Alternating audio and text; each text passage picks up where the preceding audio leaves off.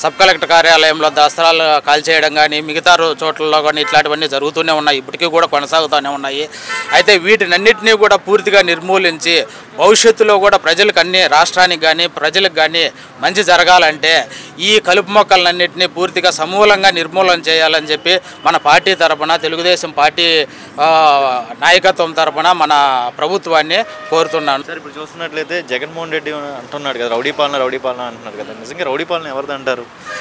Rowdy పాలన అని జగన్మోహన్ రెడ్డి చెప్తున్నాడు. ఎవరైతే దొంగని దొంగతనం చేసి పరిగెత్తన్నాడో వాడే దొంగని ఇంకోటిని చూపించేస్తే ఈయన మీద ఈడు దొంగ అనే పరిస్థితి ఉండదు కదా అనే ఉద్దేశంతో ఎదుటి వ్యక్తిని చూపించుకుంటున్నాడు. రౌడీజం చేసింది ఎవరు, భూ కబ్జాలు చేసింది ఎవరు, ఇవన్నీ కూడా ప్రజలకు అందరికీ తెలిసే ఇప్పుడు 160 వాళ్ళు కేవలం 11 స్థానాలకు మాత్రమే పరిమితం చేశారు. ఏదో కొత్తగా వచ్చినాడు, ఒక అవకాశం ఇవ్వండి అనే జగన్మోహన్ రెడ్డి గారు అందరికీ ముద్దులు పెట్టి రకరకాలు ఏదేదో చేసేస్తే నమ్మేసి ఆయన మాటలు నమ్మి వాళ్ళు ప్రజలు ఏం చేసినారంటే 151 స్థానాల్లో ఓట్లేసి గెలిపించినారు. 151 స్థానాల్లో గెలిచినారు వాళ్ళు. ఆ గెలుపును వాళ్ళు ఏందో విర్రవీగేసి మేమేందో గర్వంతో ఫీల్ అయిపోయి ఒక నియంతలాగా, ఒక ఉత్తర కొరియా నియంతో లేదంటే తాలిబాన్ రాజ్యంలాగా వాళ్ళ పరిపాలన సాగించేసి విధ్వంసం సృష్టించిన దానివల్లనే దానికి ప్రతిగా ఈరోజు వాళ్ళకి తగిన బుద్ధి చెప్పారు ప్రజలందరూ కూడా. ఆ 11 స్థానాలు కూడా అదేందో ఏదో సామెత చెప్పినట్టు లొట్టపోయి ఏందో ఇదైంది, సరే అది వదిలేయండి. ఆ విధంగా వాళ్ళకి జరిగి ఏదో గడ్న పడినారు. అటు కనీసం కొన్ని స్థానాల్లోన తక్కువ మెజారిటీతో విజయం సాధించారు. అంతేగాని ఎవరైతే ఈరోజు దొంగలు అరాచకాలు రౌడీజం అని చెప్తున్నారే వాళ్ళు చేసిండే విధ్వంసాల్లో ఈరోజు ఏమీ లేవు. కాబట్టి వాళ్ళ మీద ఆ రోజు అరాచకాలు చేసిన వాళ్ళ మీద కేసులు పెట్టి బనాయించి వాళ్ళ మీద చట్టపరంగా చర్యలు తీసుకుంటుంది. కాబట్టి ఈ ప్రభుత్వము ఆ భయంతో మన తెలుగుదేశం కూటమి ప్రభుత్వం మీద వాళ్ళు నిందలు మోపుతున్నారు తప్పితే వేరే ఏమీ లేదు. జగన్మోహన్ రెడ్డి పాస్బుక్ల మీద ఫోటోలు వేయించుకోవడానికి కోసమే 13 కోట్ల దాకా ఖర్చు పెట్టారంటున్నారు. అంటే ప్యాలెస్కి వైజాగ్లో ప్యాలెస్ కట్టుకున్నారు 600 కోట్లు అని. ఇలాంటి ఖర్చులు ఎందుకు తీశారని కూటమి ప్రభుత్వం అంటుంది. పంచాయతీల పరంగా నిధులు పంపించాము, అవి చేసాము అని జగన్మోహన్ రెడ్డి అంటున్నారు. కూటమి ప్రభుత్వం అసలు పంపించలేదు అని అంటుంది. ఏంటి సంగతి?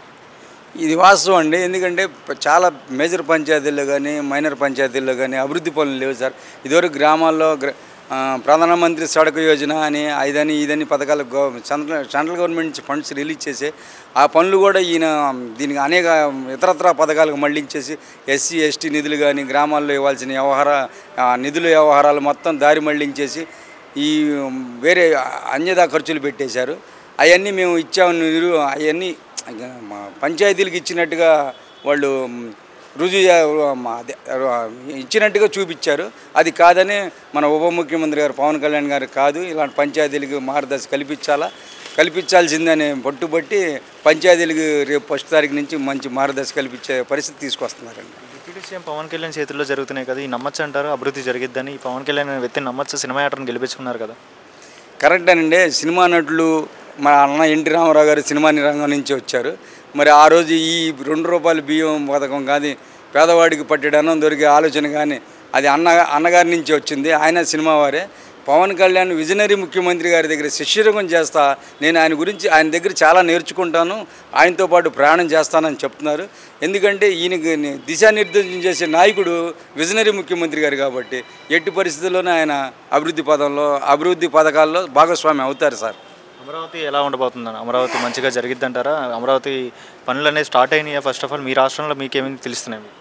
నాకు తెలిసినంతవరకు అండి ఈ 2 సంవత్సరాల్లో గవర్నమెంట్ అంటే ఐపీఎస్ కానీ ఐఏఎస్ కానీ ఈ మొత్తాన్ని మాత్రం అమరావతిలో అక్కడ క్వార్టర్స్ కానీ అవి కానీ కేటాయించి ప్రభుత్వాన్ని పరిపాలన చేసే విధంగా అక్కడ చేయగలరని ఆశిస్తున్నాను. సార్, ఇప్పుడు చూస్తున్నట్లయితే జగన్మోహన్ రెడ్డి అనే వ్యక్తి ఆయన ఫోటో కనపడడం కోసం పాస్బుక్ల మీద ఫోటో ప్రింట్ చేయించుకోవడానికి కేవలం ఆ ఫోటో కనపడడానికి 13 కోట్లు ఖర్చు పెట్టారని కూటమి ప్రభుత్వం అంటుంది.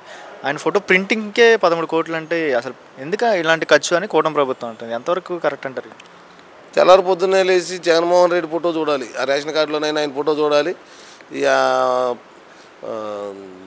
పాస్బుక్ల మీద కూడా ఆయన ఫోటో చూడాలి. సమాధి మీద రాళ్ళు కూడా వేసినట్టుగా ఆ రాళ్ళు 800 కోట్లు ఖర్చు పెట్టి ఆ రాళ్ళు వేసుకున్నాడా, వాటి మీద ఫోటోలు వేసుకున్నాడా, ఎందుకంటే ఈ డబ్బులని దుర్వినియోగం చేయటం? ఏదన్నా నీకు పేద ప్రజలకో లేదంటే ప్రాజెక్టులకో దేనికో దానికి పెట్టి నువ్వు రూపాయి ఖర్చు పెట్టి చేస్తే నీకు ఒక ప్రతిపక్ష హోదా వచ్చే రీతిలోనన్నా జనాలు ఓట్లు వేసేవాళ్ళు. ఈ డబ్బులన్నీ నువ్వు జిల్లాకు ప్యాలెస్ కట్టుకొని నీ రాళ్ళ మీద బొమ్మలు వేసుకొని ఈ కార్డుల మీద బొమ్మలు వేసుకొని ఏంటండి ఇది? ఏదైనా అసలు ఏ జనరేషన్లో ఉన్నాం మనం? రాష్ట్రాన్ని ముందుకు తీసుకెళ్లాలనే ఆలోచనలో ఉంటే జగన్మోహన్ రెడ్డి అయితే ఇట్లా చేయడు. ఆయన జనాల సొమ్మే కదా, ఆయన పాపులర్ అవ్వాలంటే ఫస్ట్ ఆయన పాపులర్ అవుతానికి ఏదైనా చేసేస్తాడు. అలా చేయబట్టే కదా ఇలా జరిగింది. ఇప్పటికైనా ఈయన మార్చుకొని కొంచెం పద్ధతులు ఏమైనా మార్చుకొని ఉంటే నెక్స్ట్ ఎలక్షన్ లేదన్నా ప్రతిపక్ష హోదా కన్నా ట్రై చేసుకోవచ్చు. రుషికొండ ప్యాలెస్కు 700 కోట్లతో ఖర్చు పెట్టారు. ఎలుకలు పడ్డానికి 1.5 కోటి. రుషికొండ ప్యాలెస్ చుట్టూరు ఫినిషింగ్ 3.5 కోట్లు అంటున్నారు. కూటమి ప్రభుత్వం అంటుంది. ఇంత ఖర్చు బయటపడింది అంటున్నారు. జనాల డబ్బే కదండి. ఇప్పుడు ఆయన ఇంట్లో సొమ్ము ఖర్చు పెడతాడా? ఇప్పుడు ఎలుకలు పట్టినవి కూడా ప్రభుత్వం సొమ్మే. ఎగ్ పప్పులు 5 కోట్లు ఏమో అవి ఖర్చు పెట్టాడా? ఏంటిది? ఎవరి సొమ్ము ఇది? దీని మీద విచారణ చేసి సరిగ్గా కరెక్ట్గా విచారణ చేసి దీనిలో అసలు అవకతవకలు ఏంటి, ఇంత ప్రభుత్వ ధనం దుర్వినియోగం అవుతానికి కారణం ఏంటి అనేది ఆలోచించి బాబు గారు సరైన చర్య తీసుకోవాలని నేను అడుగుతున్నాను. అమరావతి సంగతి ఎలా ఉండబోతుంది అంటారు? ఈ కూటమి ప్రభుత్వం ద్వారా వీళ్ళు ఇలాంటి ఖర్చులే చూపిస్తారంటారా? తర్వాత అమరావతి పరంగా ఫోకస్ చేస్తారా? అమరావతికి పూర్వ వైభవం వస్తుంది. మళ్ళీ బాబు గారు అమరావతిని పూర్తి చేస్తాడు. ఇటక outer ring road, inner ring road, పోతే మన పోలవరం ప్రాజెక్టు ఇలాంటివన్నీ చేస్తాడు బాబు గారు. ఇలాంటి ఫోటోలు పెట్టుకోవడం ఇల్లు ఖర్చు పెడతారా? చంద్రబాబు నాయుడు ఫోటో, పవన్ కళ్యాణ్ ఫోటోలు వాళ్ళకి అవసరం లేదు. వాళ్ళు ప్రజాసేవ కోసం పనిచేస్తున్నారు. ఇప్పుడు పార్టీలో రోజు 2 మంత్రులను వచ్చి మన టీడీపీ పార్టీ ఆఫీసులో నుండి ప్రజల సమస్యలు తెలుసుకుంటున్నారు. 1 తారీఖున 5 సంవత్సరాల్లో జగన్మోహన్ రెడ్డి ఏ రోజైనా 1 తారీఖున జీతం వేశాడా? అనుభవం గల వ్యక్తి కాబట్టి, దాని గురించి అవగాహన ఉంది కాబట్టి ఆయన 1 తారీఖున జీతం ఇవ్వగలిగాడు. అవునా కదా? ఒక 1000 పెన్షన్ పెంచడానికి జగన్మోహన్ రెడ్డి 5 ఏళ్ళు 250 కాడికి కాలం నిలుచుకుంటూ వెళ్ళాడు. ఏకదమ్ముడు ఒకటేసారి పెంచేశాడు ఈయన. ఫస్ట్ నెలలోనే ఇచ్చాడు అన్నమాట ప్రకారం, ఫస్ట్ నెలలోనే ఇచ్చాడు. ఇది చాలు దాని నిదర్శనం. ఆయన అన్నదానికి అన్నా క్యాంటీన్లు ఓపెన్ చేశాడు. బ్రహ్మాండమైన భోజనం చేస్తున్నారు లేనోళ్ళు. అంతే కదా? అది ఏం తప్పు ఉందో దానిలో? పథకాలు అనేవి నిదానంగా అమలు అవుతాయి. 2 నెలలకే ఈయనకి లేచిందని చెప్పేసి ఆగుద్ది ఏంటి? ఇప్పుడు ఈయన చేయలేదని ఇది అవుతుందా? అన్ని పథకాలు అమలు చేస్తాడు. సూపర్ 6 పథకాలు అన్నీ అమలు అవుతాయి. కూటమి ప్రభుత్వంతో అందరూ మంచిగా చేస్తారు. వీళ్ళు పవన్ కళ్యాణ్ కానీ బాబు గారు కానీ వీళ్ళు నెంబర్ 1గా చేస్తారు. బీజేపీ వాళ్ళ మద్దతు కూడా ఉంటుంది మనకి రాష్ట్రానికి. రాష్ట్ర ప్రజలు కూడా జగన్మోహన్ రెడ్డి పాస్బుక్ల మీద ఆయన ఫోటోలు వేయించుకోవడానికి 13 కోట్ల దాకా ఖర్చు పెట్టారని మాటలు అంటున్నారు కూటమి ప్రభుత్వం.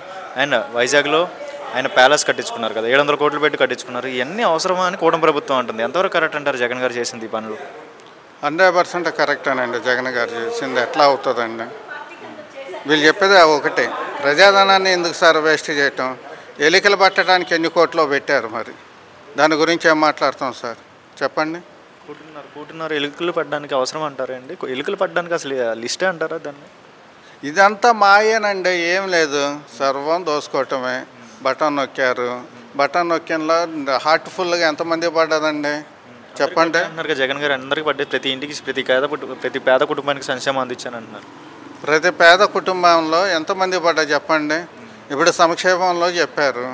ఇంటికి ఎంత ఇస్తాను అన్నారండి జగన్ గారు? ఎంత ఇస్తా అన్నారు ఇంటికి చెప్పండి?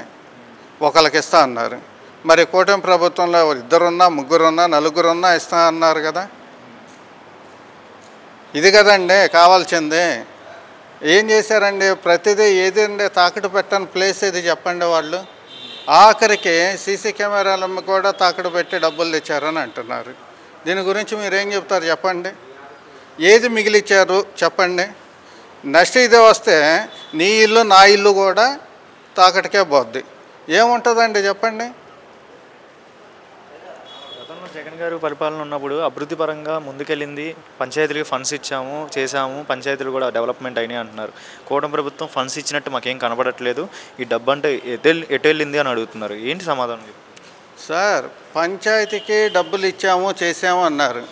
పంచాయతీ ప్రెసిడెంట్ అనే అతనికి విలువ ఉందా సార్? పంచాయతీ ప్రెసిడెంట్కి ఏ విలేజ్లో ఏ పంచాయతీ ప్రెసిడెంట్కి ఫండ్ ఇచ్చారని చూపించమనండి.